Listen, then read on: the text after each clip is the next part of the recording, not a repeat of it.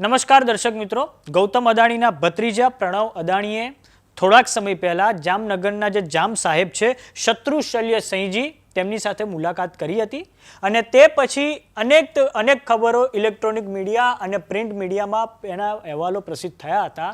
તો હવે આ આખી બાબતે જામ સાહેબ દ્વારા સત્તાવાર જવાબ આપવામાં આવ્યો છે.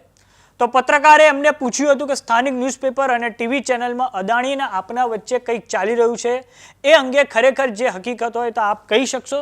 તો જામ સાહેબ શત્રુશલ્ય સિંહજીએ સત્તાવાર જવાબ આપતા કહ્યું છે કે અદાણી સાથે હું ધંધો કરું એ તો કીડી અને હાથી ભેગા થઈને કામ કરે તેના જેવું થાય, એટલે સાથે ધંધો કરવાનો કોઈ સવાલ છે જ નહીં. એટલે જામ સાહેબે જે બિઝનેસ રિલેટેડ પર્સપેક્ટિવ હતો, આ એ એંગલ હતો, એને નકારી નાખ્યો છે અને વધારે કહ્યું છે કે અને સવાલ ન હોઈ શકે, આમ પણ હું કોઈ ધંધાર્થી વ્યક્તિ છું જ નહીં. ખરી હકીકત તો એ છે કે અદાણી સાહેબને મેં વિનંતી કરી છે કે હું એમને મારી જેટલી અગત્યની સ્થાવર મિલકત છે એને ડેવલપ કરવા આપું તો અદાણી જામનગરને ફરી પાછું પેરિસ ઓફ ઇન્ડિયા બનાવી દે. એમને મારી આ કલ્પનાને પ્રેમથી સ્વીકારેલ છે અને એટલે મેં મારી અગત્યની સ્થાવર મિલકતો એમને ડેવલપ કરવા સોંપી દીધી છે. મેં આ મિલકતોને વેચી નથી અને ન્યૂનતમ રકમથી ડેવલપ કરવા કાયદેસર રીતે એમને હક આપ્યો છે. હવે પછી જામનગરને અદાણી એમના વિચારોથી અને ત્રેવડથી આગળ વધારીને મારા સ્વપ્ન મુજબનું સુંદર બનાવશે, જેના માટે મેં મારી ડેવલપ થવા લાયક સ્થાવર મિલકતો એમને સોંપેલ છે.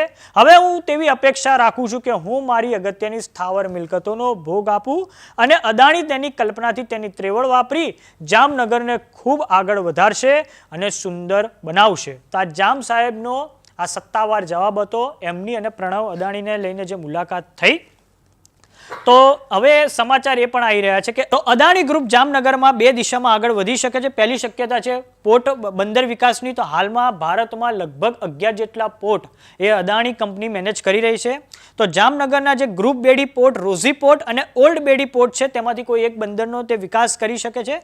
સાથે જૂના બંદર પર ચાલી રહેલી તૈયારીઓ અને નવી રેલવે લાઇનની યોજના આ શક્યતાને ખૂબ વધારે મજબૂત બનાવે છે.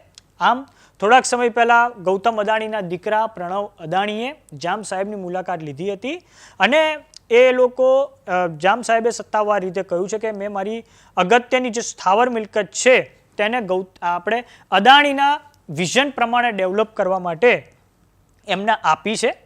તો એમના દ્વારા આજે સત્તાવાર જવાબ આપવામાં આવ્યો છે. તેના લીધે જે તમામ અટકળો જે ન્યૂઝમાં ચાલી રહી હતી તેનો હવે અંત આવ્યો છે અને આ એમનો સત્તાવાર જવાબ છે. તો તમારું શું માનવું છે જામ સાહેબ અને પ્રણવ અદાણીની જે મુલાકાત થઈ તેને લઈને અમને કોમેન્ટ બોક્સમાં લખીને જરૂર જણાવો. જો તમે અમને યુટ્યુબ પર જોઈ રહ્યા તો સબસ્ક્રાઇબ કરો, જો તમે અમને ઇન્સ્ટાગ્રામ અને ફેસબુક પર જોઈ રહ્યા તો ફોલો કરો. નમસ્કાર.